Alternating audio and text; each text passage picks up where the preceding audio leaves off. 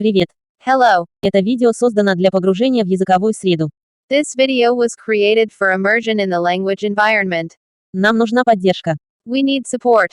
Вы можете поддержать нас, поставив лайк, You can support us by liking, подписаться, subscribing, репост, reposting, комментируя, commenting, а также деньги. as well as money. Ссылки в описании. Links in the description. Спасибо. Thank you. Поехали. Let's go. Он был быстр и насторожен в вещах жизни. He was quick and alert in the things of life, Но только в вещах, but only in the things, а не в значениях. and not in the significances. Разжечь костер. To build a fire. Джек Лондон. By Jack London. День сломался холодный и серый. Day had broken cold and gray. Очень холодный и серый. Exceedingly cold and gray. Когда мужчина отвернулся от главной тропы Юкона и поднялся на возвышенность. When the man turned aside from the main Yukon Trail and climbed the high earth. Берег. Bank. Где тусклый и маленький. Where a dim and little. Пройденная тропа вела на восток через жирную иловую лесность. Traveled trail led eastward through the fat spruce timberland. Это был крутой берег. It was a steep bank. И он остановился на дыхании наверху. And he paused for breath at the top. Оправдывая поступок себе, глядя на свои часы. Excusing the act to himself by looking at his watch. Было 9 часов. It was 9 o'clock. Не было ни солнца, ни задней части солнца. There was no sun nor hind of sun. Хотя в небе не было облаков. Though there was not a cloud in the sky. Это был ясный день. It was a clear day. И все же казалось неосязаемым блеском на лице вещей. And yet there seemed an intangible pall over the face of things. Тонкий мрак, который сделал день темным. A subtle gloom that made the day dark. И это было связано с отсутствием солнца. And that was due to the absence of sun. Этот факт не беспокоил мужчину. This fact did not worry the man. Он привык к отсутствию солнца. He was used to the lack of sun. Прошло несколько дней с тех пор, как он видел солнце. It had been days since he had seen the sun. И он знал, что должно пройти еще несколько дней, прежде чем этот веселый шар And he knew that a few more days must pass before that cheerful orb. должен на юге. Due south. Просто выглянет над линией неба и сразу же опустится из поля зрения. Would just peep above the skyline and dip immediately from view. Мужчина бросил взгляд назад по пути, по которому он пришел. The man flung a look back along the way he had come. Юкон лежал шириной в милю и спрятан под 3 футами льда. The Yukon lay a mile wide and hidden under 3 feet of ice. На вершине этого льда было столько же футов снега. On top of this ice were as many feet of snow. Все было чисто белым. It was all pure white. Катясь в мягких волнах, где ледяные торосы замерзли наверху, сформировались. Rolling in gentle undulations where the ice jams of the freeze-up had formed. Север и юг. North and south. Насколько его глаз мог видеть. As far as his eye could see. Это был неразрывный белый. It was unbroken white. За исключением темной линии волос, которая изогнута и скручена вокруг ели. Save for a dark hairline that curved and twisted from around the spruce. Крытый остров на юге. Covered island to the south. И это изогнуто и скручено на север. And that curved and twisted away into the north. Где она исчезла за другой елью. Where it disappeared behind another spruce. Крытый остров. Covered island. Эта темная линия волос была следом. This dark hairline was the trail. Главная тропа, The main trail. которая вела на юг 500 миль к перевалу Чилкут-Дея. That led south 500 miles to the Chilkoot Pass Daya. И соленой воде. And salt water. И это привело на север в 70 миль к Доусону. And that led north 70 miles to Dawson. И все еще на севере в 1000 миль до Нулата. And still on to the north 1000 miles to Nulato. И, наконец, в Святой Майкл. And finally to St. Michael. На Беринговом море. On Bering Sea. 1000 миль и еще 1500. 1,000 miles and half 1,000 more.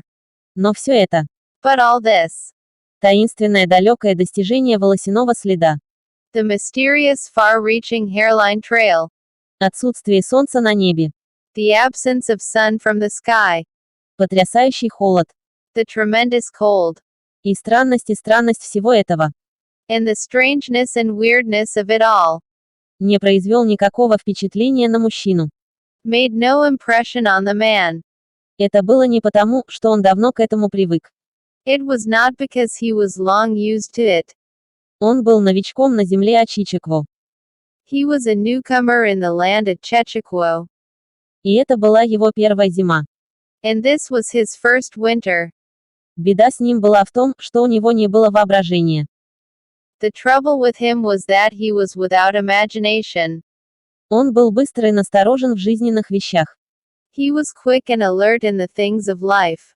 Но только в вещах, But only in the things, а не в значениях. and not in the significances. 50 градусов ниже нуля означали 80 с лишним градусов мороза. 50 degrees below zero meant 80-odd degrees of frost. Такой факт впечатлил его как холодный и неудобный. Such fact impressed him as being cold and uncomfortable. И на этом все. And that was all. Это не заставило его медитировать на свою слабость в целом. It did not lead him to meditate upon his frailty in general. Способный жить только в определенных узких пределах жары и холода. Able only to live within certain narrow limits of heat and cold. И оттуда это не привело его в гипотетическое поле бессмертия и место человека во Вселенной. And from there on it did not lead him to the conjectural field of immortality and man's place in the universe. 50 градусов ниже нуля означали укус мороза, который причинил боль и от которого нужно защищать с помощью варежек. 50 degrees below zero stood for a bite of frost that hurt and that must be guarded against by the use of mittens. Ушные клапаны, Ear flaps, теплые мокасины warm moccasins, и толстые носки. and thick socks. 50 градусов ниже нуля были для него ровно 50 градусов ниже нуля.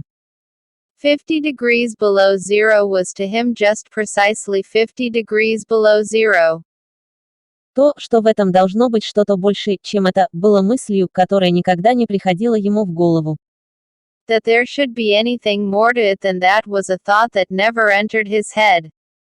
Как он повернулся, чтобы пойти. As he turned to go, Он задумчиво плюнул. he spat speculatively. Произошел резкий взрывной треск, который его напугал. There was a sharp explosive crackle that startled him. Он снова плюнул. He spat again. И снова. And again. В воздухе. In the air. До того, как он упадет на снег. Before it could fall to the snow. Плевок потрескался. The spittle crackled.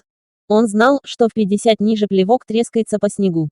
He knew that at 50 below spittle crackled on the snow. Но этот плевок потрескался в воздухе. But this spittle had crackled in the air. Несомненно, ниже было холоднее 50. Undoubtedly it was colder than 50 below. Насколько холоднее он не знал. How much colder he did not know. Но температура не имела значения. But the temperature did not matter.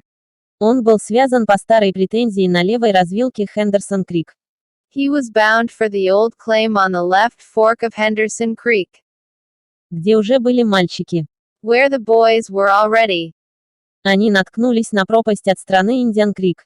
They had come over across the divide from the Indian Creek country. В то время как он прошел кольцевой путь, чтобы взглянуть на возможность достать бревна весной с островов в Юконе. While he had come the roundabout way to take a look at the possibility of getting out logs in the spring from the islands in the Yukon. Он будет в лагере к 6 часам. He would be into camp by 6 o'clock. Немного после наступления темноты. A bit after dark. Это было правдой. It was true. Но мальчики были бы там. But the boys would be there. Будет огонь. A fire would be going. И горячий ужин будет готов. And a hot supper would be ready. Что касается обеда. As for lunch, Он прижал руку к торчащей связке под курткой. He pressed his hand against the protruding bundle under his jacket. Это также было под его рубашкой. It was also under his shirt. Завернутый в платок и лежащий на голой коже. Wrapped up in a handkerchief and lying against the naked skin. Это был единственный способ уберечь печенье от замерзания. It was the only way to keep the biscuits from freezing. Он заговорчиво улыбнулся себе, думая об этом печенье. He smiled agreeably to himself as he thought of those biscuits. Каждый разрезать и смазать жиром бекона.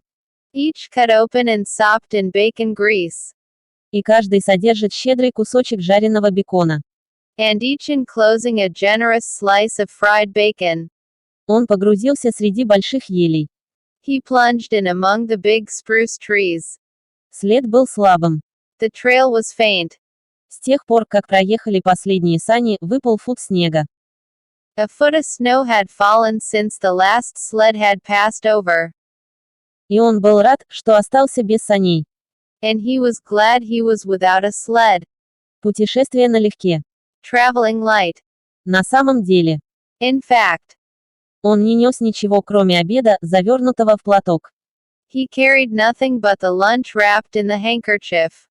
Он был удивлен, однако, холоду. He was surprised, however, at the cold. Конечно, было холодно. It certainly was cold. Он заключил. He concluded, Когда он растирал онемевший нос и скулы рукой в рукавице. as he rubbed his numb nose and cheekbones with his mittened hand. Он был теплым. He was a warm, Усатый мужчина. whiskered man.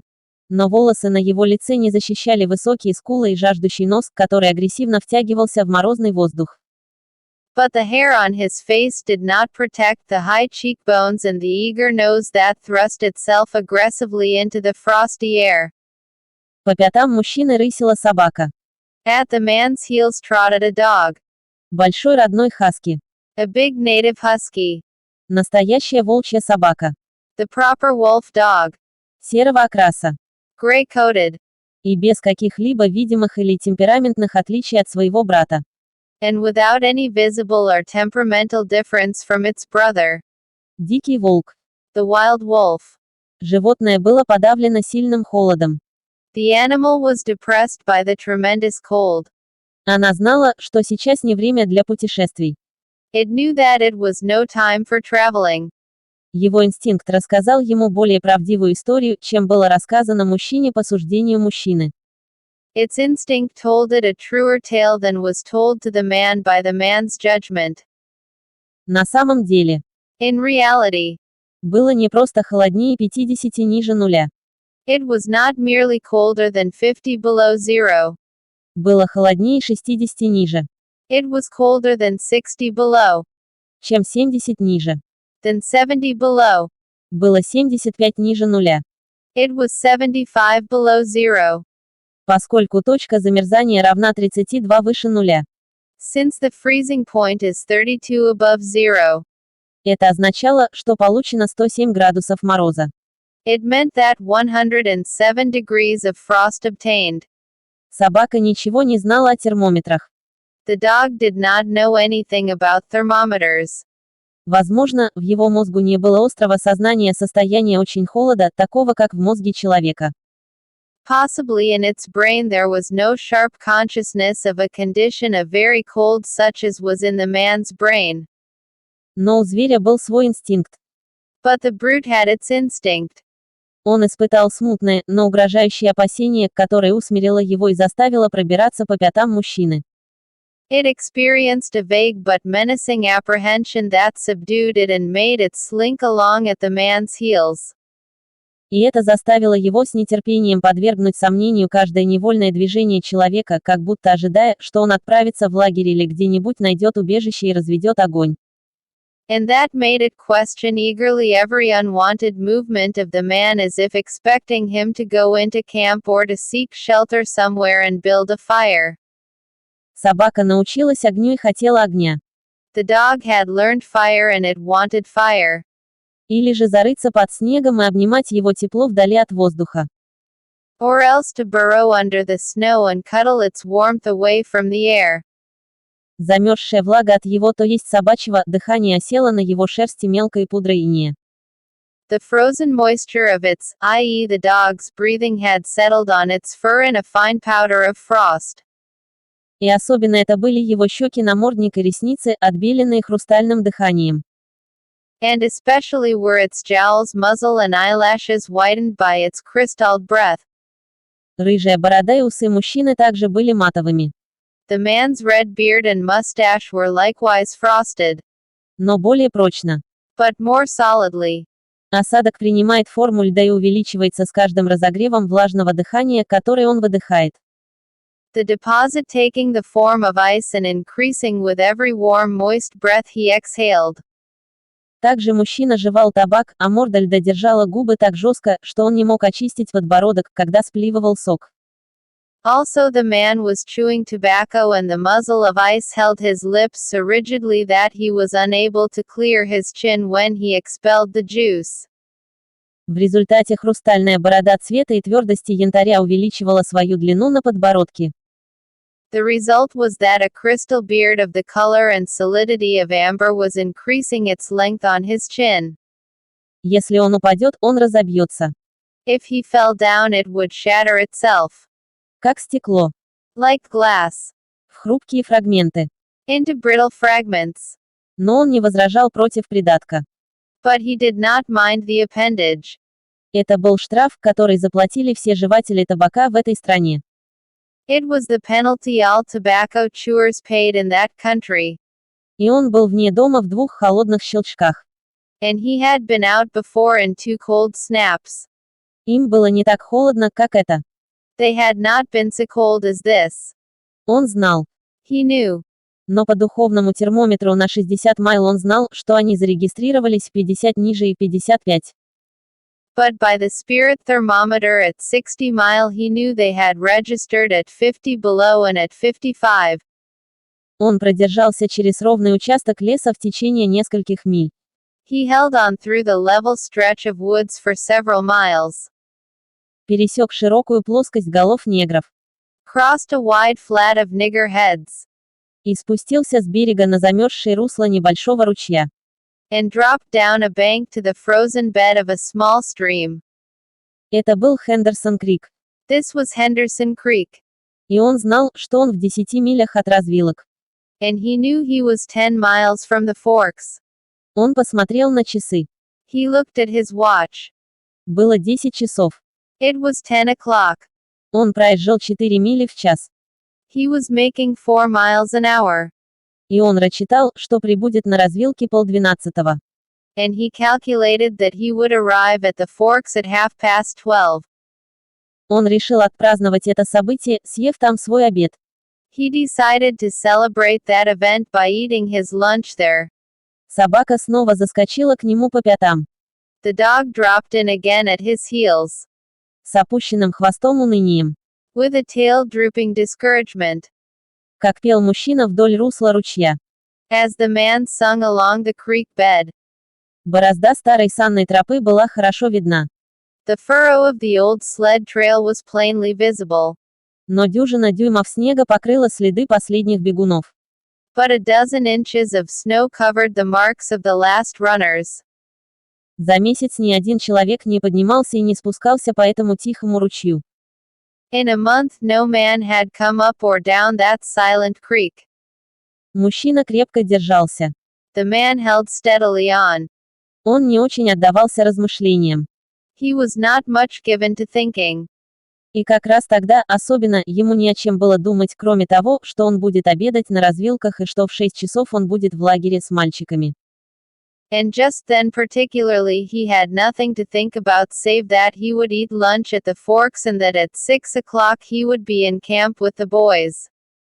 Ни с кем было поговорить. There was nobody to talk to. А также если бы там было. And had there been. Речь была бы невозможна из-за ледяной морды на рту. Speech would have been impossible because of the ice muzzle on his mouth. Поэтому он продолжал монотонно жевать табак и увеличивать длину своей янтарной бороды. So he continued monotonously to chew tobacco and to increase the length of his amber beard. Время от времени повторялась мысль о том, что очень холодно и что он никогда не испытывал такого холода. Once in a while the thought reiterated itself that it was very cold and that he had never experienced such cold. Когда он шел, он потер скулы и нос тыльной стороной руки в рукавице. As he walked along he rubbed his cheekbones and nose with the back of his mittened hand. Он сделал это автоматически. He did this automatically. Время от времени переходит из рук в руки. Now and again changing hands. Но But тереть как бы. rub as he would. В тот момент, когда он остановился, скулы онемели. The instant he stopped his cheekbones went numb. И в следующее мгновение конец его носа онемел. In the following instant the end of his nose went numb. Он обязательно обморозил щеки. He was sure to frost his cheeks. Он знал это. He knew that. И испытал боль сожаления, что он не разработал носовой ремешок такого рода, который Бат носил в холодных щелчках. And experienced a pang of regret that he had not devised a nose strap of the sort Bud wore in cold snaps. Такой ремешок проходил по щекам. Such a strap passed across the cheeks. А также и спас их. As well and saved them. Но это не имело большого значения. But it didn't matter much. В конце концов, After all, какие были матовые щеки. what were frosted cheeks? Немного больно. A bit painful. Вот и все. That was all. Они никогда не были серьезными. They were never serious. Пусто, как человеческий разум был из мыслей. Empty as the man's mind was of thoughts. Он был зорко наблюдателен. He was keenly observant. И он заметил изменения в ручье. And he noticed the changes in the creek. Изгибы и заметия древесины. The curves and bends and timber jams. И всегда резко отмечал, куда поставил ноги. And always he sharply noted where he placed his feet. Один раз, Once, объезжая поворот, coming around a bend, он резко закричал, he shied abruptly, как испуганная лошадь, like a startled horse, и загнулся от того места, где он шел, curved away from the place where he had been walking, и отступил на несколько шагов назад по тропе. and retreated several paces back along the trail. Ручей, который он знал, был замерз до дна. The creek he knew was frozen clear to the bottom. Ни один ручей не мог содержать воду в эту арктическую зиму. Main water in that Arctic winter. Но он также знал, что есть источники, которые бурлят со склонов холмов и бегут под снегом и на вершине льда ручья. But he knew also that there were springs that bubbled out from the hillsides and ran along under the snow and on top the ice of the creek. Он знал, что самые холодные защелки никогда не замерзают эти пружины. He knew that the coldest snaps never froze these springs. И он также знал их опасность. And he knew likewise their danger. Они были ловушками. They were traps. Они спрятали бассейны с водой под снегом глубиной 3 дюйма.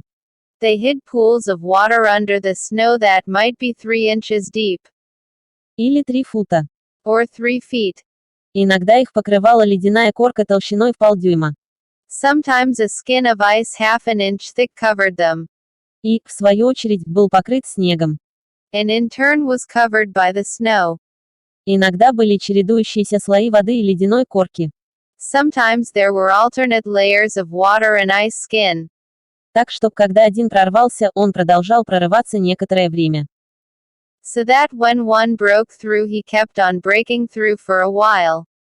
Иногда промокал до талии. Sometimes wetting himself to the waist. Вот почему он шарахнулся в такой панике. That was why he had shied in such panic. Он почувствовал под ногами и услышал треск снега. He had felt the give under his feet and heard the crackle of a snow. Скрытая ледяная корка. Hidden ice skin.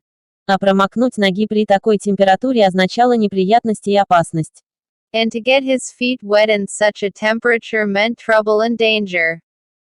По крайней мере, это означало задержку. At the very least it meant delay. Потому что он будет вынужден остановиться и разжечь огонь. For he would be forced to stop and build a fire. И под его защитой босые ноги, пока он сушил носки и мокасины. and under its protection to bare his feet while he dried his socks and moccasins. Он стоял и изучал русло ручья и его берега. He stood and studied the creek bed and its banks, И решил, что поток воды идет справа. and decided that the flow of water came from the right. Некоторое время он размышлял, He reflected a while, потирая нос и щеки. rubbing his nose and cheeks, Затем обогнул влево. then skirted to the left, Осторожно шагая и проверяя опору для каждого шага. stepping gingerly and testing the footing for each step. Как только избавился от опасности, Once clear of the danger, он взял свежий жевательный табак и замахнулся на свою 4-мильную походку. he took a fresh chew of tobacco and swung along at his 4-mile gait. Опасность падения сквозь лед стала фактором. The danger of falling through the ice has become a factor. В течение следующих 2 часов он наткнулся на несколько подобных ловушек. In the course of the next 2 hours he came upon several similar traps. Обычно снег над скрытыми бассейнами затонул. Usually the snow above the hidden pools had a sunken, Засахаренный вид, который рекламировал опасность. candied appearance that advertised the danger. Еще раз, однако, у него был близкий звонок. Once again, however, he had a close call. И один раз. And once, Подозревающая опасность. suspecting danger, Он заставил собаку идти впереди. he compelled the dog to go on in front. Собака не хотела идти. The dog did not want to go. Он торчал сзади, пока мужчина не толкнул его вперед. It hung back until the man shoved it forward. А затем он быстро шел по белой неразрывной поверхности. And then it went quickly across the white unbroken surface. Внезапно он провалился. Suddenly it broke through, Шарахнулся в одну сторону. floundered to one side, И ушли на более прочную основу. and got away to firmer footing. Он намочил передние лапы и ноги. It had wet its forefeet and legs. И почти сразу вода, которая цеплялась за него, превратилась в лед. And almost immediately the water that clung to it turned to ice. Он приложил быстрые усилия, чтобы слезать лед с ног. It made quick efforts to lick the ice off its legs. Затем упал в снег и начал выкусывать лед, образовавшийся между пальцами ног. Then dropped down in the snow and began to bite out the ice that had formed between the toes. Это был вопрос инстинкта. This was a matter of instinct. Позволить льду остаться означало бы боль в ногах. To permit the ice to remain would mean sore feet. Она не знала об этом. It did not know this. Она просто подчинялась таинственным побуждениям, возникшим из глубоких склепов своего существа. It merely obeyed the mysterious prompting that arose from the deep crypts of its being. Но мужчина знал. But the man knew. Получив суждение по этому вопросу. Having achieved a judgment on the subject, И он снял рукавицу с правой руки и помог вырвать частицы льда. and he removed the mitten from his right hand and helped tear out the ice particles. Он не выставлял пальцы больше минуты. He did not expose his fingers more than a minute, И был поражен стремительным онемением, которое поразило их. and was astonished at the swift numbness that smote them. Конечно, было холодно. It certainly was cold. Он поспешно натянул рукавицу. He pulled on the mitten hastily, И жестоко бил рукой по груди. and beat the hand savagely across his chest. В 12 часов день был самым ярким. At 12 o'clock the day was at its brightest. Тем не менее, солнце было слишком далеко на юг во время зимнего путешествия, чтобы очистить горизонт. Yet the sun was too far south on its winter journey to clear the horizon. Выпуклость земли вмешалась между ним и Хендерсон-Крик, The bulge of the earth intervened between it and Henderson Creek, где мужчина шел под чистым небом в полдень и не отбрасывал тени. where the man walked under a clear sky at noon and cast no shadow. В половине 12-го. At 12:30. До минуты. To the minute. Он прибыл на развилке ручья. He arrived at the forks of the creek. Он был доволен скоростью, которую он сделал. He was pleased at the speed he had made. Если бы он продолжал в том же духе.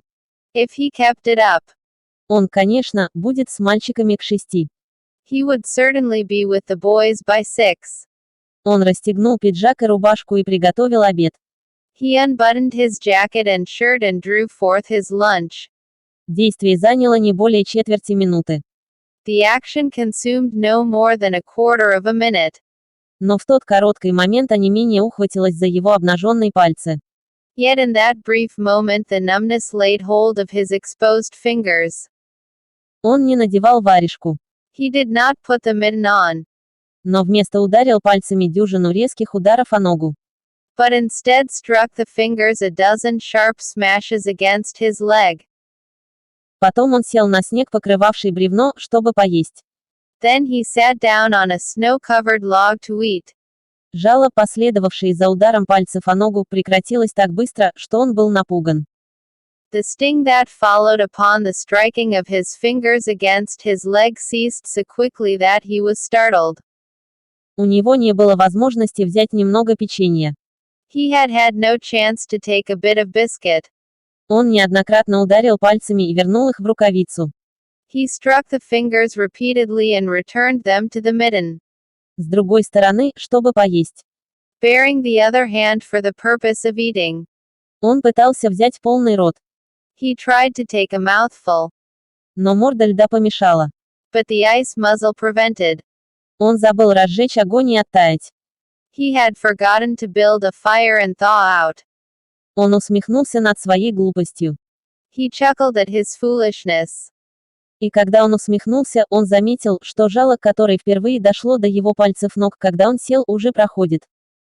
And as he chuckled, he noted that the stinging which had first come to his toes when he sat down was already passing away. Он задавался вопросом, теплые пальцы ног или онемели. He wondered whether the toes were warm or numb. Он переместил их внутрь мокасин и решил, что они онемели. He moved them inside the moccasins and decided that they were numb. Он поспешно натянул рукавицу и встал. He pulled the mitten on hurriedly and stood up. Он немного испугался. He was a bit frightened. Он шатал их вверх и вниз, пока жало не вернулось к его ногам. He stamped up and down until the stinging returned to his feet. Конечно, было холодно. It certainly was cold, Была его мысль. was his thought. Этот человек из Салфер-Крик сказал правду, рассказывая, как холодно иногда бывает в стране. That man from Sulphur Creek had spoken the truth when telling how cold it sometimes got in the country. И он смеялся над ним в то время. And he had laughed at him at the time. Это показало, что нельзя быть слишком уверенным в вещах. That showed one must not be too sure of things. В этом не было ошибки. There was no mistake about it. Было холодно. It was cold. Он шагал вверх и вниз. He strode up and down, Шагать ногами и молотить руками. stamping his feet and threshing his arms, Пока не успокоится возвращающееся тепло. until reassured by the returning warmth. Затем он достал спички и приступил к разжиганию огня. Then he got out matches and proceeded to make a fire. Из-под леска, From the undergrowth, где паводки предыдущего источника содержали запас приправленных веток. where high water of the previous spring had lodged a supply of seasoned twigs. Он получил свои дрова. He got his firewood, Тщательная работа с самого начала. working carefully from a small beginning. Вскоре у него разгорелся ревущий огонь, He soon had a roaring fire, над которым он разморозил лед с лица и в защиту которого ел печенье свое. over which he thawed the ice from his face and in the protection of which he ate his biscuits. На данный момент холод космоса был перехитрен. For the moment the cold of space was outwitted. Собака получила удовлетворение в огне. The dog took satisfaction in the fire. Простираясь достаточно близко для тепла и достаточно далеко, чтобы избежать ожогов. Stretching out close enough for warmth and far enough away to escape being singed. Когда мужчина закончил, When the man had finished, он наполнил трубку и провел свое удобное время над дымом. he filled his pipe and took his comfortable time over a smoke. Затем он натянул варежки. Then he pulled on his mittens. Крепко положил ушные клапаны своей шапки на уши. Settled the ear flaps of his cap firmly about his ears. И поднялся по тропе ручья вверх по левой развилке. And took the creek trail up the left fork. Собака была разочарована и жаждала обратно к огню. The dog was disappointed and yearned back toward the fire. Мужчина не знал холода. The man did not know cold. Возможно, все поколения его предков не знали о холоде. Possibly all the generations of his ancestry had been ignorant of cold. Настоящего холода. Of real cold. Холода на 107 градусов ниже точки замерзания. Of cold 107 degrees below freezing point. Но собака знала. But the dog knew. Все его родословные знали. All its ancestry knew. И он унаследовал знания. And it had inherited the knowledge. И он знал, что гулять за границу в такой страшный холод нехорошо. And it knew that it was not good to walk abroad in such fearful cold. Пришло время уютно лечь в снежной дыре и ждать, пока облачная завеса натянется на лицо космического пространства, откуда наступил этот холод. It was the time to lie snug in a hole in the snow and wait for a curtain of cloud to be drawn across the face of outer space whence this cold came. С другой стороны, On the other hand, между собакой и мужчиной не было острой близости. there was no keen intimacy between the dog and the man. Один был рабом другого. The one was the toil slave of the other. И единственными ласками, которые она когда-либо получала, были ласки плетью кнута и резкие и угрожающие звуки горла, которые угрожали плетью кнута. And the only caresses it had ever received were the caresses of the whiplash and of harsh and menacing throat sounds that threatened the whiplash. Таким образом, собака не приложила никаких усилий, чтобы сообщить мужчине о своих опасениях. So the dog made no effort to communicate its apprehension to the man. Он не заботился о благополучии мужчины. It was not concerned in the welfare of the man. Она сама по себе жаждала к огню. It was for its own sake that it yearned back toward the fire. Но мужчина свистел. But the man whistled. И говорил с ним со звуком плетей. And spoke to it with the sound of whiplashes. И собака замахнулась на пятки мужчины и последовала за. And the dog swung in at the man's heels and followed after. Мужчина пожевал табак и приступил к созданию новой янтарной бороды. The man took a chew of tobacco and proceeded to start a new amber beard.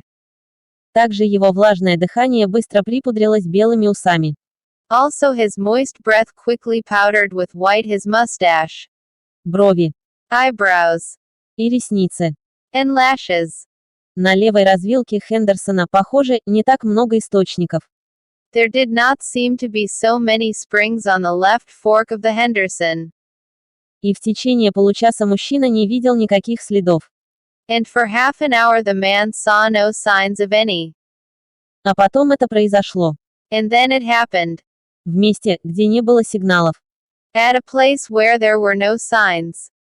Где мягкий неразбитый снег, казалось, рекламировал прочность под ним. Where the soft unbroken snow seemed to advertise solidity beneath. Человек провалился. The man broke through. Это было не глубоко. It was not deep. Он намочил себя на полпути до колен, прежде чем барахтаться до твердой корочки.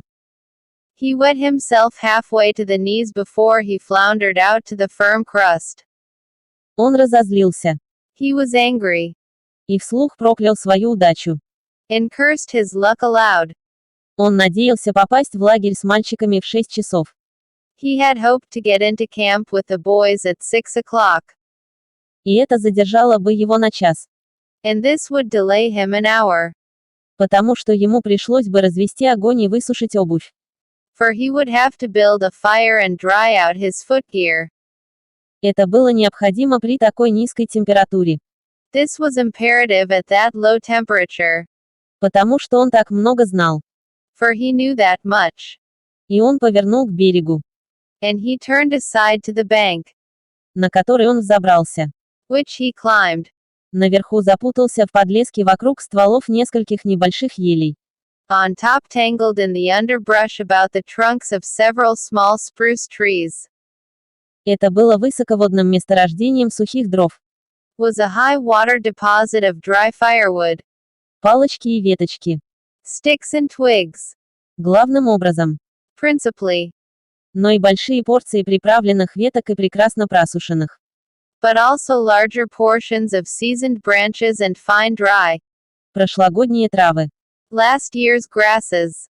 Он бросил несколько больших кусков поверх снега. He threw down several large pieces on top of the snow. Это послужило фундаментом и не позволяло молодому пламени утонуть в снегу, в противном случае оно растаяло бы. This served for a foundation and prevented the young flame from drowning itself in the snow it otherwise would melt. Пламя, которое он получил, прикоснувшись спичкой к маленькому клочку бересты, который достал из кармана.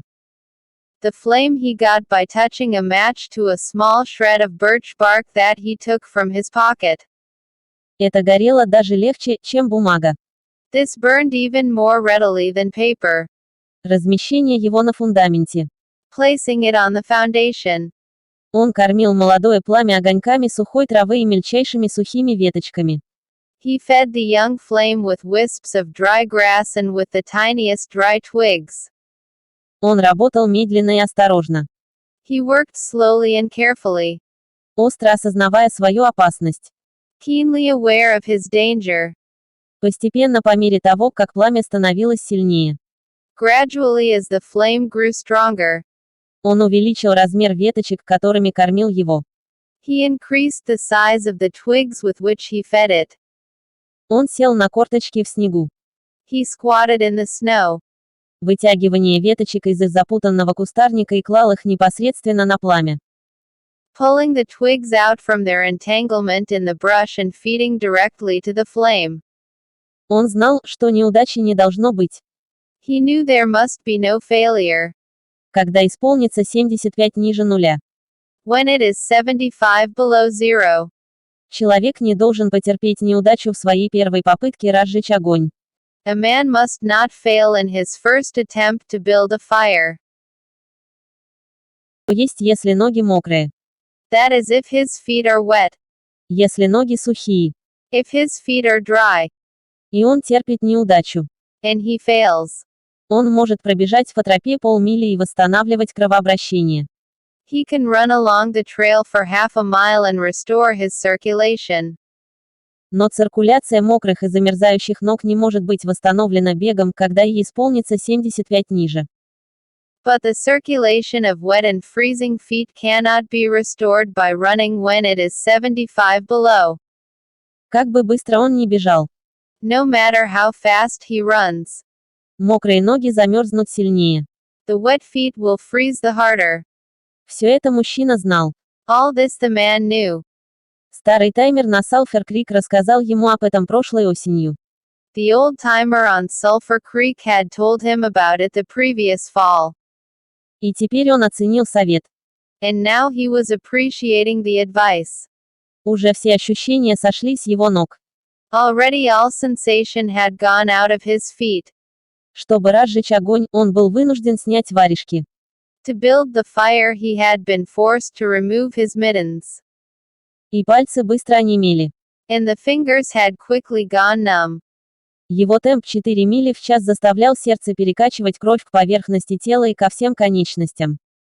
His pace of 4 miles an hour had kept his heart pumping blood to the surface of his body and to all the extremities. Но в тот момент, когда он остановился, But the instant he stopped, действие насоса ослабло. the action of the pump eased down. Холод космоса поразил незащищенную оконечность планеты.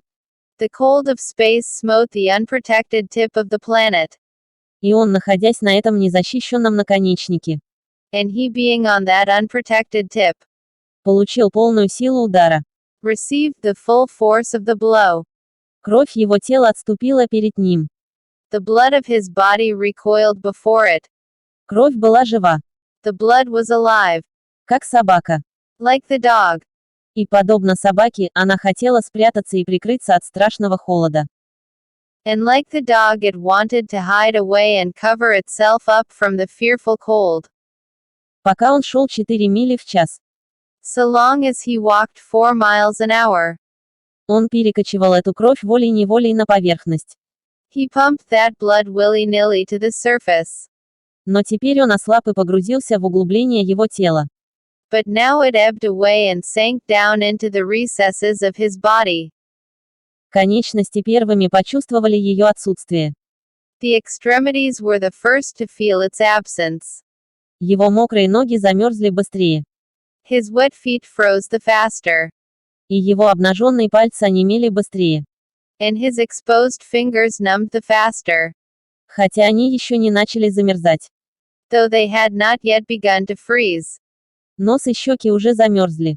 Nose and cheeks were already freezing. В то время как кожа всего его тела остыла, когда оно потеряло кровь. While the skin of all his body chilled as it lost its blood. Но он был в безопасности. But he was safe. Пальцы ног, нос и щеки будут затронуты только морозом. Toes and nose and cheeks would be only touched by the frost. Ибо огонь начал гореть с силой. For the fire was beginning to burn with strength. Он кормил его веточками размером с палец. He was feeding it with twigs the size of his finger. Через минуту он сможет кормить его ветками размером с запястье. In another minute he would be able to feed it with branches the size of his wrist. И тогда он мог снять мокрую обувь. And then he could remove his wet footgear. А также пока она сохла. And while it dried. Он мог держать босые ноги в тепле у костра. He could keep his naked feet warm by the fire. Сначала потирая их, конечно. Rubbing them at first, of course. Со снегом. With snow. Костер увенчался успехом. The fire was a success. Он был в безопасности. He was safe. Он вспомнил совет старого таймера на Салфур-Крик. He remembered the advice of the old timer on Sulphur Creek. И улыбнулся. And smiled. Старый таймер очень серьезно подошел к установлению закона, согласно которому никто не должен путешествовать в одиночку по Клондайку после 50 ниже. The old timer had been very serious in laying down the law that no man must travel alone in the Klondike after 50 below. Ну вот он и был. Well, here he was. Он попал в аварию. He had had the accident. Он был один. He was alone. И он спас себя. And he had saved himself. Эти старые таймеры были довольно женственными. Those old timers were rather womanish. Некоторые из них он думал. Some of them he thought. Все, что нужно было сделать мужчине, это держать голову. All a man had to do was to keep his head. И с ним все было в порядке. And he was all right. Любой мужчина, который был мужчиной, мог путешествовать один. Any man who was a man could travel alone. Но это было удивительно скорость, с которой его щеки и нос замерзали. But it was surprising the rapidity with which his cheeks and nose were freezing. И он не думал, что его пальцы могут стать безжизненными за такое короткое время. And he had not thought his fingers could go lifeless in so short a time. Они были безжизненными. Lifeless they were. Потому что он едва мог заставить их двигаться вместе, чтобы схватить веточку. For he could scarcely make them move together to grip a twig. И они казались далекими от его тела и от него. And they seemed remote from his body and from him. Когда он коснулся веточки. When he touched a twig. Он должен был посмотреть и посмотреть, держит ли он его или нет. He had to look and see whether or not he had hold of it. Связь были довольно сильно снижены между ним и концами пальцев. The wires were pretty well down between him and his finger ends. Все это мало что значило. All of which counted for little. Здесь был костер. There was the fire. Треск и многообещающая жизнь с каждым танцующим пламенем. Snapping and crackling and promising life with every dancing flame. Он начал развязывать свои мокасины. He started to untie his moccasins. Они были покрыты льдом. They were coated with ice. Толстые немецкие носки были похожи на железные ножны на полпути к коленям. The thick German socks were like sheaths of iron halfway to the knees. А струны мокасин были похожи на стальные стержни, скрученные и завязанные узлами, как при каком-то пожаре. And the moccasin strings were like rods of steel all twisted and knotted as by some conflagration. На мгновение он дергал онемевшими пальцами. For a moment he tugged with his numb fingers. Затем, осознавая глупость этого, Then realizing the folly of it, он достал нож-ножны. he drew his sheath knife. Но прежде чем он смог перерезать струны, But before he could cut the strings, это случилось. it happened. Он сам виноват или довольно его ошибка. It was his own fault or rather his mistake. Он не должен был разводить огонь под елью. He should not have built the fire under the spruce tree. Он должен был построить его под открытым небом. He should have built it in the open. Но было проще вытащить веточки из зарослей и бросить их прямо на огонь. But it had been easier to pull the twigs from the brush and drop them directly on the fire. Дерево, под которым он это сделал, несло на своих ветвях груз снега. Now the tree under which he had done this carried a weight of snow on its boughs. Ветер не дул неделями. No wind had blown for weeks. И каждый сук был полностью усеян. And each bough was fully freighted. Каждый раз, когда он тянул за веточку, он передавал дереву легкое волнение. Each time he had pulled on a twig he had communicated a slight agitation to the tree. Незаметное волнение. An imperceptible agitation. Насколько он был обеспокоен. So far as he was concerned. Но агитация, достаточная для того, чтобы вызвать катастрофу. But an agitation sufficient to bring about the disaster. Высоко на дереве один сук опрокинул свой снежный груз. High up in the tree one bough capsized its load of snow. Это упало на ветви внизу, This fell on the boughs beneath, опрокидывая их. capsizing them. Этот процесс продолжался. This process continued, Распространение и вовлечение всего дерева. spreading out and involving the whole tree. Она росла как лавина. It grew like an avalanche. И он без предупреждения спустился на человека и огонь. And it descended without warning upon the man and the fire. И костер был погашен. And the fire was blotted out. Там, где он сгорел, была мантия свежего и беспорядочного снега. Where it had burned was a mantle of fresh and disordered snow. Мужчина был шокирован. The man was shocked. Как будто он только что услышал свой собственный смертный приговор. It was as though he had just heard his own sentence of death. На мгновение он сел и уставился на место, где был пожар. For a moment he sat and stared at the spot where the fire had been. Потом он стал очень спокойным. Then he grew very calm. Возможно, старый таймер на Сальфур Крик был прав. Perhaps the old timer on Sulphur Creek was right. Если бы у него был только товарищ по следу, ему бы сейчас ничего не угрожало. If he had only had a trailmate he would have been in no danger now. Товарищ по тропе мог разжечь огонь. The trailmate could have built the fire. Ну, Well, он должен был снова разжечь огонь. it was up to him to build a fire over again. И во второй раз не должно быть сбоев. And this second time there must be no failure. Даже если ему это удастся. Even if he succeeded, Он, скорее всего, потеряет пальцы ног.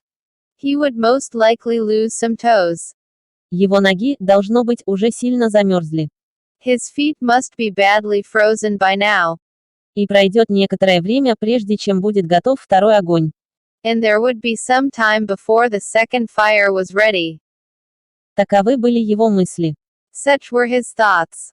Но он не сидел и не думал о них. But he did not sit and think them. Он был занят все время, когда они проходили через его разум. He was busy all the time they were passing through his mind. Он сделал новый фундамент для пожара. He made a new foundation for a fire. На этот раз под открытым небом. This time in the open. Где ни одно коварное дерево не могло его запятнать. Where no treacherous tree could blot it out. Затем он собрал сухие травы и крошечные веточки с высоководного флотсама. Next he gathered dry grasses and tiny twigs from the high water flotsam. Он не мог собрать пальцы вместе, чтобы вытащить их. He could not bring his fingers together to pull them out. Но он смог собрать их горсткой. But he was able to gather them by the handful. Таким образом, он получил много гнилых веточек и кусочков зеленого мха, которые были нежелательны. In this way he got many rotten twigs and bits of green moss that were undesirable. Но это было лучшее, что он мог сделать.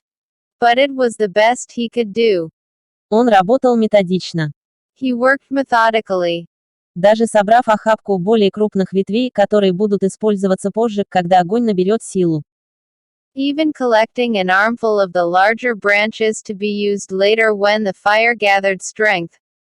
И все это время собака сидела и наблюдала за ним. And all the while the dog sat and watched him. Некой тоской в глазах. A certain yearning wistfulness in its eyes. Потому что он смотрел на него как на пожарного поставщика. For it looked upon him as the fire provider. И огонь шел медленно. And the fire was slow in coming. Когда все было готово. When all was ready. Мужчина потянулся в карман за вторым куском бересты. The man reached in his pocket for a second piece of birch bark. Он знал, что там кора. He knew the bark was there. А также, хотя пальцами он не чувствовал. And though he could not feel it with his fingers. Он слышал его хрустящий шелест, когда шарил в нем. He could hear its crisp rustling as he fumbled for it. Постарайся, как он. Try as he would. Он не мог ухватиться за него. He could not clutch hold of it. И все время в его сознании. And all the time in his consciousness. Было знание того, что каждый миг его ноги замерзали. Was the knowledge that each instant his feet were freezing. Эта мысль, как правило, вергла его в панику. This thought tended to put him in a panic. Но он боролся с этим и сохранял спокойствие. But he fought against it and kept calm. Он натягивал варежки зубами. He pulled on his mittens with his teeth. И вращал руками взад и вперед. And thrashed his arms back and forth. Ударяя руками изо всех сил по бокам. Beating his hands with all his might against his sides. Он сделал это сидя. He did this sitting down. И он встал, чтобы сделать это. And he stood up to do it. И все это время собака сидела в снегу. And all the while the dog sat in the snow. Его волчья кисть хвоста тепло скручивалась над передними лапами. Its wolf brush of a tail curled around warmly over its forefeet. Его острые волчьи уши пристально укололись вперед, наблюдая за мужчиной. Its sharp wolf ears pricked forward intently as it watched the man. И мужчина, когда он бил и молотил руками и ладонями. And the man as he beat and threshed with his arms and hands. Почувствовал большой всплеск зависти, когда он рассматривал существо, которое было теплым и безопасным в своем естественном покрытии. Felt a great surge of envy as he regarded the creature that was warm and secure in its natural covering. Через некоторое время он узнал о первых далеких сигналах ощущения в избитых пальцах. After a time he was aware of the first faraway signals of sensation in his beaten fingers. Слабое покалывание усиливалось, пока не переросло в мучительную жгучую боль. The faint tingling grew stronger till it evolved into a stinging ache that was excruciating. Но который мужчина приветствовал с удовлетворением. But which the man hailed with satisfaction. Он снял рукавицу с правой руки и достал бересту. He stripped the mitten from his right hand and fetched forth the birch bark. Открытые пальцы снова быстро онемели. The exposed fingers were quickly going numb again. Затем он вывалил свою кучу серных спичек. Next he brought out his bunch of sulfur matches. Но сильный холод уже выгнал жизнь из его пальцев.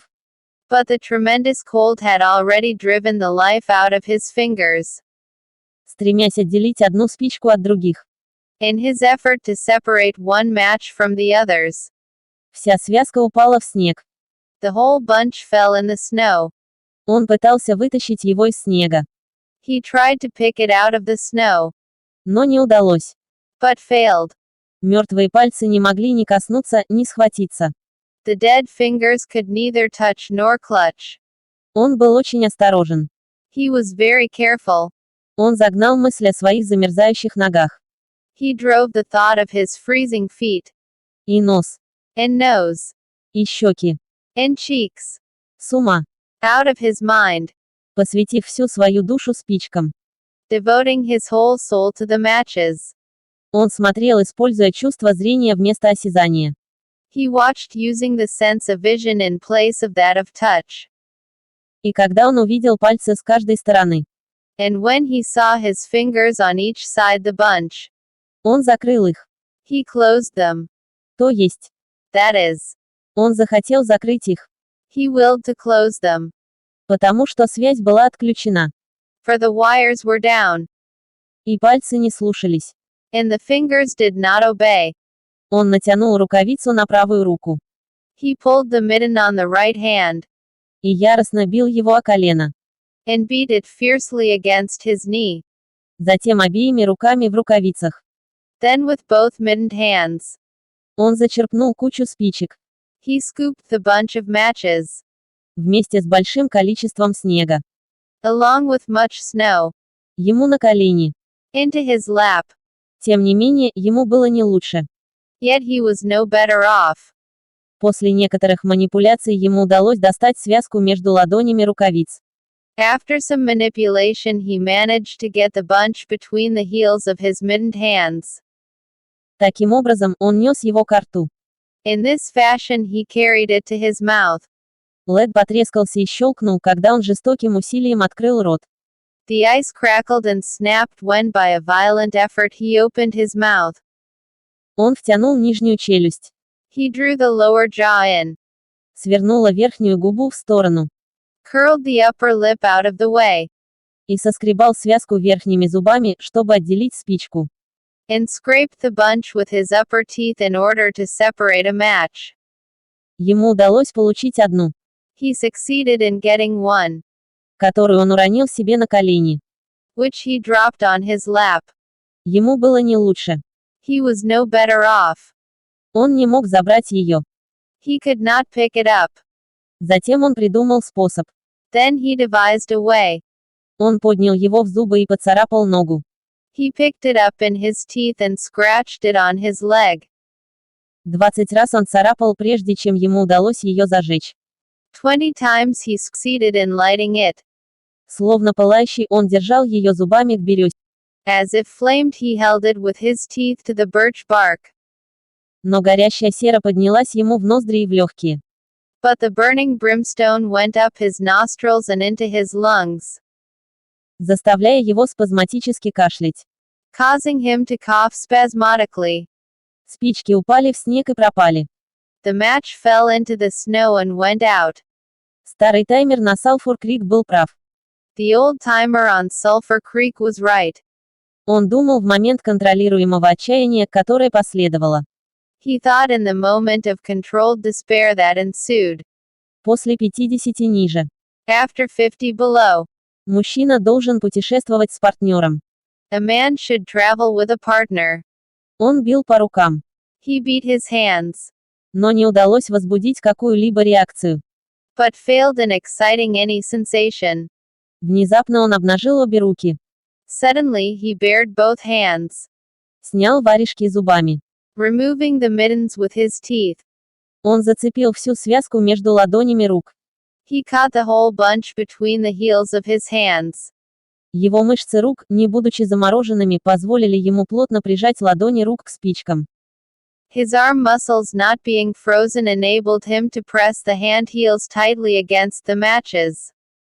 Затем он поцарапал связку вдоль ноги.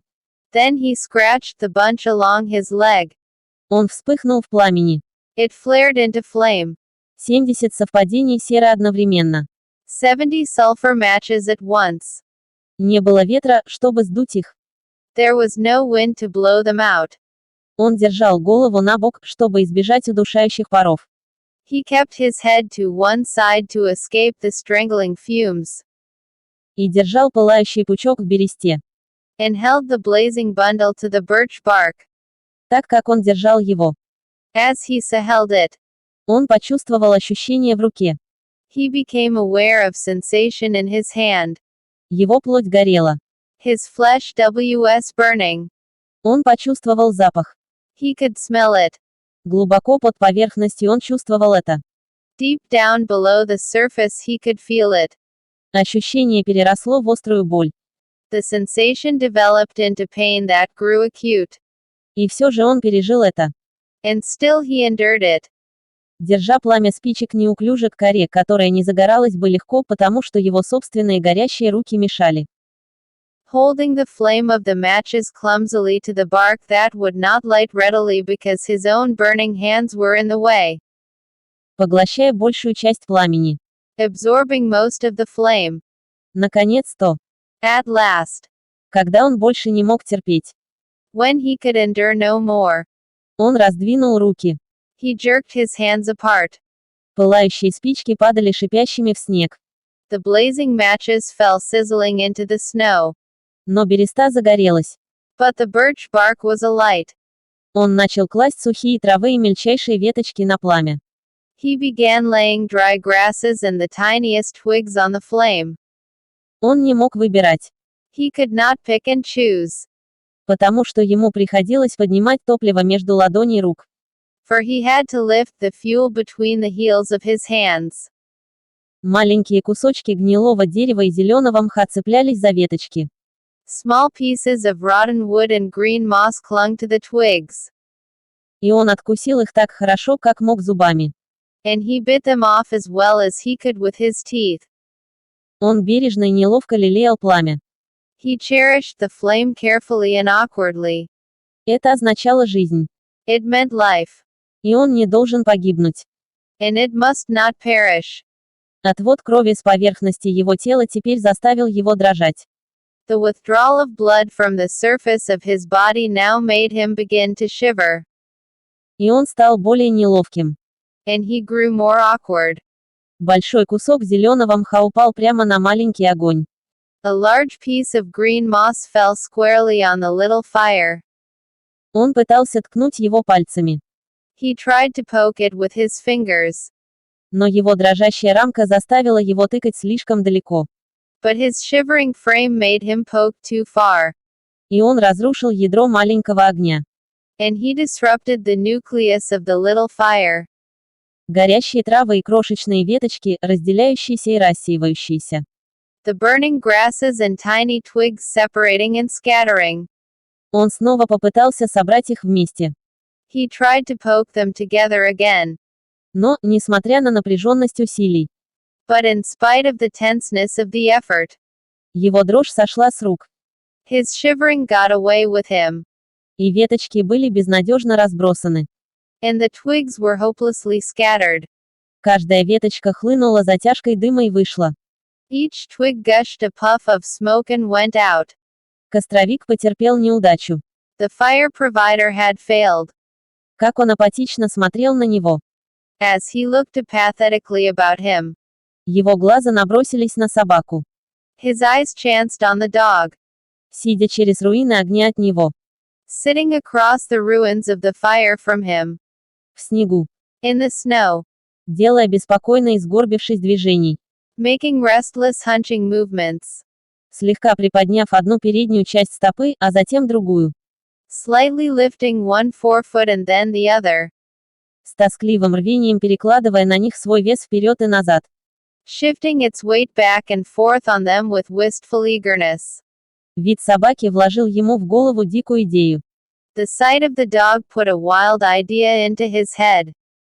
Он вспомнил рассказ о человеке, He remembered the tale of the man, попавший в метель, caught in a blizzard, который убил вола и заполз внутрь туши. who killed a steer and crawled inside the carcass, И так был спасен. and so was saved. Он убьет собаку и погрузит руки в теплое тело, пока из них не исчезнет онемение. He would kill the dog and bury his hands in the warm body until the numbness went out of them. Тогда он мог бы разжечь еще один огонь. Then he could build another fire. Он поговорил с собакой, He spoke to the dog, подзывая ее к себе. calling it to him. Но в его голосе звучала странная нота страха, которая напугала животное. But in his voice was a strange note of fear that frightened the animal.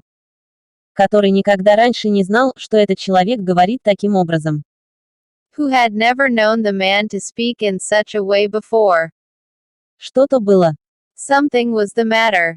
И его подозрительный характер ощущал опасность. And its suspicious nature sensed danger. Он не знал, что за опасность. It knew not what danger. Но где-то как-то. But somewhere somehow. В его мозгу возникло опасение человека. In its brain arose an apprehension of the man.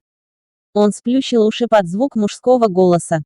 It flattened its ears down at the sound of the man's voice. И его неугомонность. And its restless. Сгорбление, подъемы и смещение передних стоп стали более выраженными.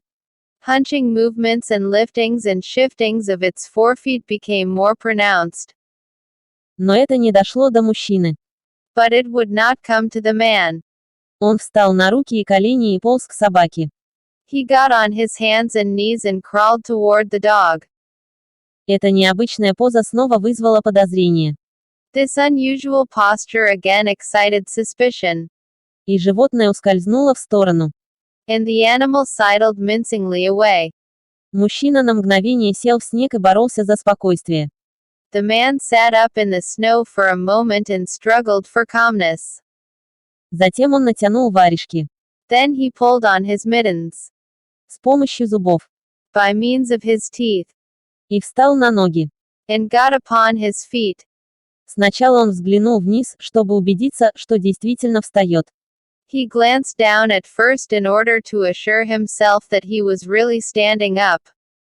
Ибо отсутствие ощущения в ногах оставило его несвязанным с землей.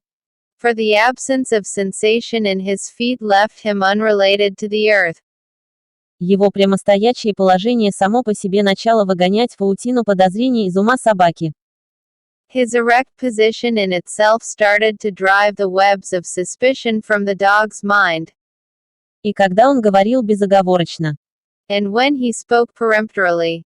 Со звуком плетей в голосе. With the sound of whiplashes in his voice. Собака проявила свою обычную верность и подошла к нему. The dog rendered its customary allegiance and came to him. Как только она попала в пределы досягаемости. As it came within reaching distance. Человек потерял контроль. The man lost his control. Его руки дернулись к собаке. His arms flashed out to the dog. И он испытал неподдельное удивление, когда обнаружил, что его руки не могут сцепляться. And he experienced genuine surprise when he discovered that his hands could not clutch. Что в пальцах не было ни изгиба, ни ощущения. That there was neither bend nor feeling in the fingers. На данный момент он забыл, что они заморожены и что они замерзают все больше и больше. He had forgotten for the moment that they were frozen and that they were freezing more and more. Все это произошло быстро. All this happened quickly. И до того, как животное могло уйти. And before the animal could get away. Он обвел его тело руками. He encircled its body with his arms. Он сел в снег. He sat down in the snow. И таким образом держал собаку. And in this fashion held the dog. В то время как он рычал, ныл и боролся. While it snarled and whined and struggled. Но это было все, что он мог сделать. But it was all he could do. Держать его тело в руках и сидеть там. Hold its body encircled in his arms and sit there. Он понял, что не может убить собаку. He realized that he could not kill the dog. Не было возможности сделать это. There was no way to do it. Своими беспомощными руками он не мог ни ударить, ни держать нож-ножны, ни задушить животное. With his helpless hands he could neither draw nor hold his sheath knife nor throttle the animal. Он выпустил его. He released it. И она дико отпрыгнула. And it plunged wildly away. С хвостом между ног. With tail between its legs. И все еще рычит. And still snarling. Она остановился в 40 футах, любопытно осмотрела его. It halted 40 feet away, surveyed him curiously. С резко наклоненными вперед ушами. With ears sharply pricked forward. Мужчина посмотрел вниз на свои ладони, чтобы найти их. The man looked down at his hands in order to locate them. И обнаружил, что они висят на концах его рук. And found them hanging on the ends of his arms. Ему показалось любопытным, что нужно использовать глаза, чтобы узнать, где его руки. It struck him as curious that one should have to use his eyes in order to find out where his hands were. Он начал молотить руки туда-сюда, He began threshing his arms back and forth, бить рукавицами руки по бокам. beating the mittened hands against his sides. Он делал это 5 минут. He did this for 5 minutes. Сильно. Violently. И его сердце выкачивало достаточно крови на поверхность, чтобы остановить его дрожь. And his heart pumped enough blood up to the surface to put a stop to his shivering. Но никаких реакций в его руках не вызвало. But no sensation was aroused in his hands. У него сложилось впечатление, что они висели, как гири, на концах его рук. He had an impression that they hung like weights on the ends of his arms. Но когда он пытался сбить впечатление, But when he tried to run the impression down, он не мог его найти. he could not find it. Определенный страх смерти. A certain fear of death, Скучный и угнетающий. dull and oppressive, Пришел к нему. came to him. Этот страх быстро стал острым, когда он понял, что дело уже не в том, чтобы просто заморозить пальцы рук и ног. This fear quickly became poignant as he realized that it was no longer a mere matter of freezing his fingers and toes, Или потерять руки и ноги. or of losing his hands and feet, Но что это был вопрос жизни и смерти с шансами против него. but that it was a matter of life and death with the chances against him. Это вергло его в панику. This threw him into a panic. И он повернулся и побежал вверх по руслу ручья вдоль старого тусклого следа. And he turned and ran up the creek bed along the old dim trail. Собака присоединилась сзади и не отставала от него.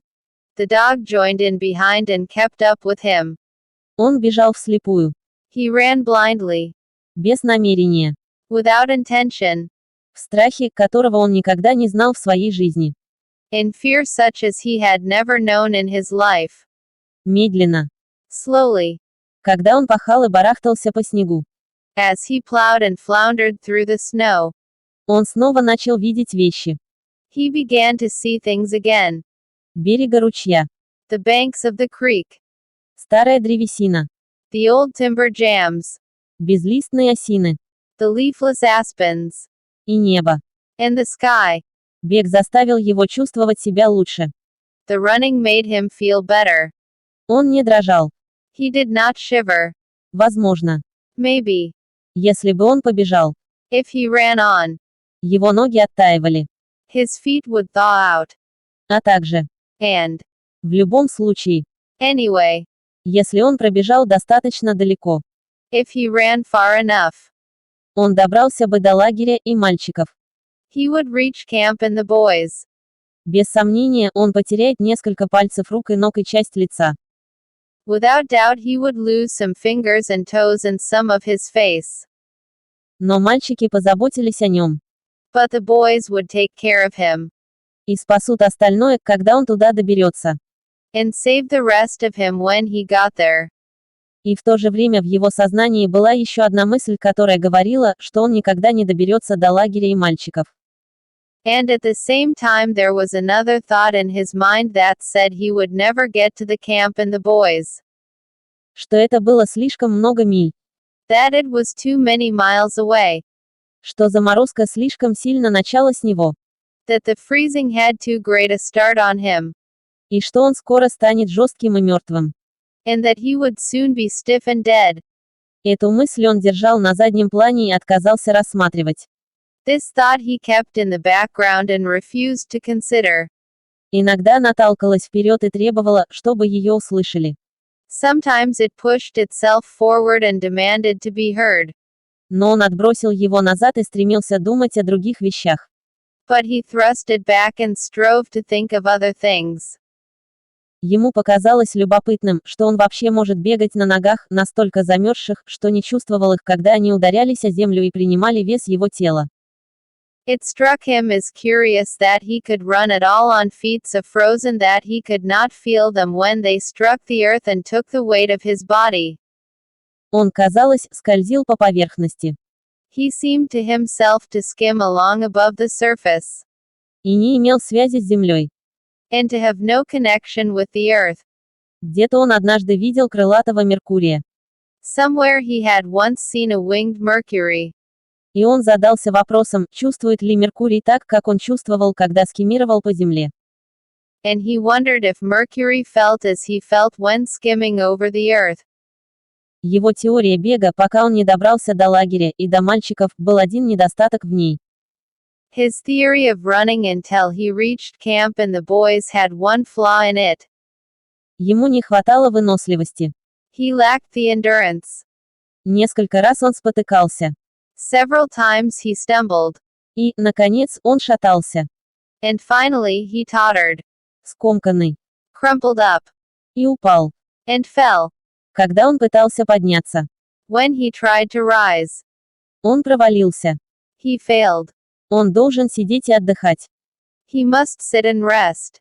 Он решил. He decided. И в следующий раз он будет просто ходить и продолжать. And next time he would merely walk and keep on going. Когда он сидел и дышал. As he sat and regained his breath, Он отметил, что чувствует себя довольно тепло и комфортно. he noted that he was feeling quite warm and comfortable. Он не дрожал. He was not shivering. И даже казалось, что на его груди и туловище пришло теплое сияние. And it even seemed that a warm glow had come to his chest and trunk.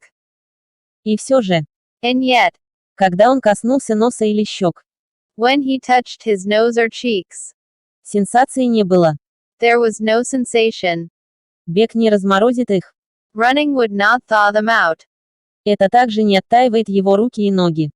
nor would it thaw out his hands and feet. Тогда ему пришла мысль о том, что замороженные части его тела, должно быть, расширяются. Then the thought came to him that the frozen portions of his body must be extending. Он старался удержать эту мысль. He tried to keep this thought down, Забыть об этом. to forget it, Думать о чем-то другом. to think of something else. Он знал о панических чувствах, которые это вызвало. He was aware of the panicky feeling that it caused, И он боялся паники. and he was afraid of the panic. Но мысль утвердилась. But the thought asserted itself, И настойчиво. and persisted, Пока это не произвело видение его тела полностью застывшим. until it produced a vision of his body totally frozen. Это было чересчур. This was too much, И он сделал еще один дикий пробег по тропе. and he made another wild run along the trail. Однажды он замедлился до прогулочного. Once he slowed down to a walk. Но мысль о том, что замерзание само по себе заставило его снова бежать. But the thought of the freezing extending itself made him run again. И все время собака бегала с ним по пятам. And all the time the dog ran with him at his heels. Когда он упал во второй раз, When he fell down a second time, она свернула хвост над передними лапами и села перед ним. it curled its tail over its forefeet and sat in front of him, Лицом к нему. facing him, Любопытно рвение и намерение. curiously eager and intent. Тепло и безопасность животного разозлили его. The warmth and security of the animal angered him, И он проклял его, пока он не умиротворяюще сплющил уши. and he cursed it till it flattened down its ears appeasingly. На этот раз дрожь быстрее обрушилась на мужчину. This time the shivering came more quickly upon the man. Он проигрывал битву с морозом. He was losing his battle with the frost. Он проникал в его тело со всех сторон. It was creeping into his body from all sides. Мысль об этом заставила его дальше. The thought of it drove him on. Но он пробежал не более 100 футов. But he ran no more than 100 feet. Когда он шатался и качал головой. When he staggered and pitched headlong. Это была его последняя паника. It was his last panic. Когда он восстановил дыхание и контроль. When he had recovered his breath and control. Он сел и развлекал в своем уме концепцию достойной встречи со смертью. He sat up and entertained in his mind the conception of meeting death with dignity. Однако, However, зачатие не дошло до него в таких выражениях.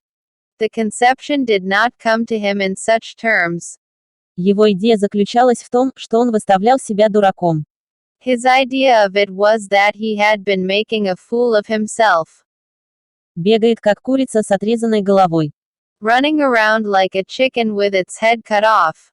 Таково было сравнение, которое пришло ему в голову. Such was the simile that occurred to him. Но он все равно должен был замерзнуть. Well, he was bound to freeze anyway. И он мог бы с таким же успехом воспринимать это достойно. And he might as well take it decently. С этим новым. With this new, Обрели душевное спокойствие, появились первые проблески сонливости. found peace of mind came the first glimmerings of drowsiness. Хорошая идея. A good idea. Он думал. He thought. Спать до смерти. To sleep off to death. Это было похоже на прием анестетика. It was like taking an anesthetic. Люди думали, что замораживание было не так уж плохо. Freezing was not so bad, people thought. Было много худших способов умереть. There were lots worse ways to die. Он представил, как мальчики находят его тело на следующий день. He pictured the boys finding his body next day. Внезапно он оказался с ними. Suddenly he found himself with them. Идти по тропе и искать себя. Coming along the trail and looking for himself. И все еще с ними. And still with them. Он обошел поворот на тропе и оказался лежащим в снегу. He came around a turn in the trail and found himself lying in the snow. Он больше не принадлежал себе. He did not belong with himself anymore. Ибо даже тогда он был вне себя. For even then he was out of himself. Стоя с мальчиками и глядя на себя в снег. Standing with the boys and looking at himself in the snow. Конечно, было холодно. It certainly was cold. Была его мысль. Was his thought. Когда он вернулся в Штаты, он мог рассказать людям, что такое настоящий холод. When he got back to the States, he could tell the folks what real cold was. Он перешел от этого к ведению старого таймера на Sulphur-Creek. He drifted on from this to a vision of the old timer on Sulphur Creek. Он мог видеть его совершенно отчетливо. He could see him quite clearly. Тепло и комфортно. Warm and comfortable. И курит трубку. And smoking a pipe. Затем мужчина утонул в том, что казалось ему самым комфортным и сытным сном, который он когда-либо знал. Then the man drowsed off into what seemed to him the most comfortable and satisfying sleep he had ever known. Собака сидела лицом к лицу и ждала. The dog sat facing and waiting. Короткий день подошел к концу. The brief day drew to a close in a long, Медленные сумерки. slow twilight. Не было никаких следов пожара, который нужно было устроить. There were no signs of a fire to be made. А также, And, кроме того, besides, никогда в опыте собаки она не знала, что человек сидит так на снегу и не разжигает огонь.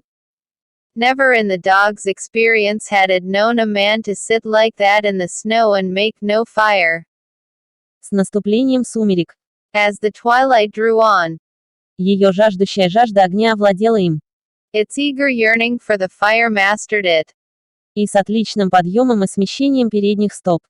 And with a great lifting and shifting of forefeet, Она мягко ныла. it whined softly. Затем сплющила уши в ожидании того, что мужчина ударит ее. Then flattened out its ears down in anticipation of being chidden by the man. Но мужчина хранил молчание. But the man remained silent. Позже собака громко ныла. Later the dog whined loudly. И еще позже он подкрался к мужчине и уловил запах смерти. And still later it crept close to the man and caught the scent of death. Это заставило животное щетиниться и отойти. This made the animal bristle and back away. Чуть дольше это задержалось.